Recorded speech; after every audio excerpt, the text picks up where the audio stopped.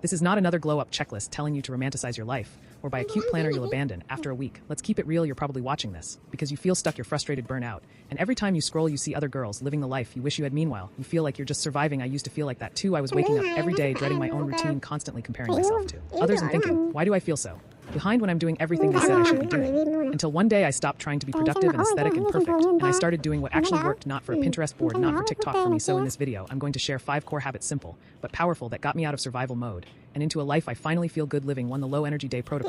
Let's talk about the days no one wants to show online, the barely holding it together kind of days. We all have them, but here's the mistake most of us make. We let one low energy day turn into a shame spiral. Suddenly you haven't washed your hair in a week, your to-do list is a graveyard, and you're wondering why you feel like crap again. So here's what changed my life. I created a low energy protocol, a customized mini routine that I only use when I feel like I'm at 5% battery. It's super simple. Mine has 5 steps: get out of bed and brush my teeth. Sounds easy, but some days even that's a win. Change into clean clothes, not cute ones, just fresh ones. Drink a full glass of water before coffee. This is non-negotiable. Put on one song I love and move my body. Could be stretching, dancing, pacing around my apartment. I don't care. Pick one small task to complete, literally just one. That's it. Number 20 step morning routine. No journaling, no manifestation, just a pattern interrupt that reminds me I'm not lazy, I'm just human. And the reason this works is because you're not trying to force yourself into productivity. You're giving your brain a script to follow on autopilot, so you don't spiral. Over time your body learns, even on bad days. I know how to take care of myself. 2. The 20 in it move yourself rule. Okay, hot take: the gym isn't the answer to all your problems, and I say that as someone who used to believe it was. I thought if I could just lift heavier or get abs I'd feel confident and in control, but when I started skipping workouts I'd beat myself up and it would spiral into I'm lazy, I have no discipline, and all that toxic self-talk. That's when I stopped asking what's the perfect workout and started asking how can I move today that doesn't feel like a punishment. Enter the 20 in it rule. Every single day I move for just 20 minutes. That's the only rule. No pressure to sweat, no pressure to perform. Just move. Some days that looks like walking around Target for 20 minutes with a podcast. Other days it's dancing around my room like a lunatic. Sometimes it's a full body stretch while watching Netflix, but it always counts because what this does is build consistency without stress. And here's the truth, no one tells you consistent joyful movement is more transformative than any 6-week gym plan. Because when you treat your body with care instead of punishment, you start wanting to move, and that changes everything. 3rd, being the main character of your mental space. You've heard of being the main character in your life, but let's take that a step deeper. It's not about wearing sunglasses indoors or twirling in slow motion. It's about this. Are you the voice that dominates your own mental space, or is it someone else? Because most of us, we live in our heads as a background character. We replay arguments, we think about people who don't even think about us, we obsess over what we should be doing according to society, influencers, family, teachers, exes, whatever. But when was the last time you narrated your own story? This habit changed my entire life. I started narrating my thoughts like I was telling a story I wanted to hear. Yes, I mean out loud. In my room looking insane, but it works. Instead of I'm so behind I say she's building a new system. It's slow, but it's happening. Instead of everyone's doing better than me I say she's finally learning to move in her own rhythm. This isn't fake positivity. This is rewiring your inner dialogue to stop treating yourself like an NPC. You are the main character. Your voice is the one that matters most. And if you start speaking your reality out loud, I promise it will start to change. 4th, stop waiting for motivation. Start using triggers. We all know motivation is unreliable. That's old news. But if you're still relying on it to get things done, you're going to stay stuck. A trigger is something that automatically activates a habit without needing motivation. For example, when I make my coffee, I write down 3 priorities for the day. When I put on my skincare at night, I stretch for 5 minutes. When I blow out a candle, I log off work mode. These are called habit anchors. They take something you already do every day and stack a small intentional habit onto it. It's sneaky, it's subtle, and it works. Why? Because it eliminates decision fatigue. You're not asking, should I do this? You're saying, this is what I do after that.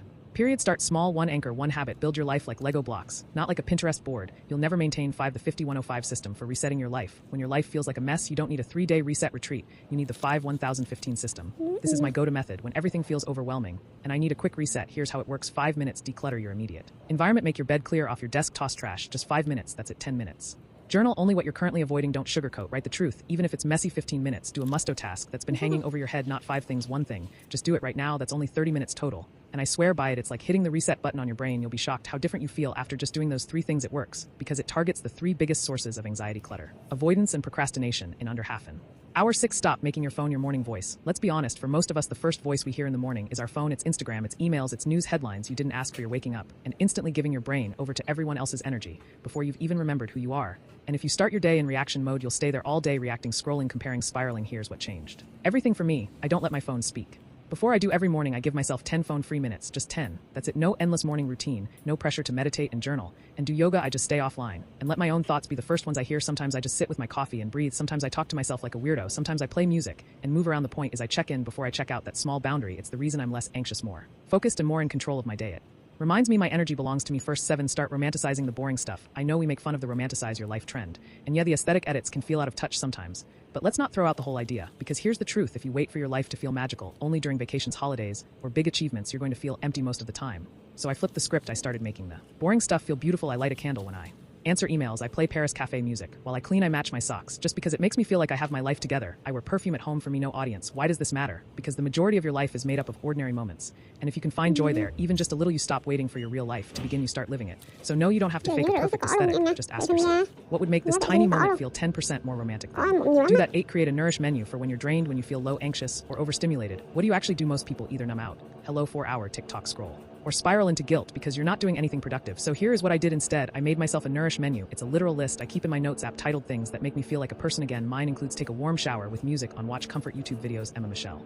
Tiny apartment makeovers, make a tea or smoothie, sit on the floor, and just be text someone I trust. Can we talk for 10 minutes? Go outside and touch grass. Literally the rule is when I feel like a ghost version of myself, I open the list and choose one thing. This has saved me so many times because let's be honest, when your brain is in survival mode, you can't think of what you should do. You need a shortcut. You need a gentle script. This is that 9. Slow down to go faster. We live in a world obsessed with speed. Do more, hustle, achieve, be productive every second, or you're falling behind. But I'll tell you what changed my life more than any grind mentality ever did: slowing the hell down. And I don't mean giving up on goals or living in denial. I mean being deliberate. I mean focusing on one thing at a time and doing it with your full attention. You know what happens when you do that? You actually start finishing things. You do better work, you get more rest, you move with confidence instead of chaos. This habit started with something simple: single tasking. No more doing 5 things at once. No more listening to podcasts while writing emails, while texting, while eating lunch. Now, when I eat, I just eat. When I write, I just write. When I clean with music on and no distractions. That's it. You'll be amazed how fast your life starts changing when you stop rushing through it. 10. Don't become who you think you should be. Let's end with the hardest but most important habit: letting go of who you thought you had to be. So many of us are living our lives like we're on autopilot, following a script we didn't write, trying to become someone who sounds impressive or looks polished or makes everyone else proud. But inside, you're exhausted, you're disconnected from yourself. Here's the truth: you are allowed to change the plan. You are allowed to wake up and say,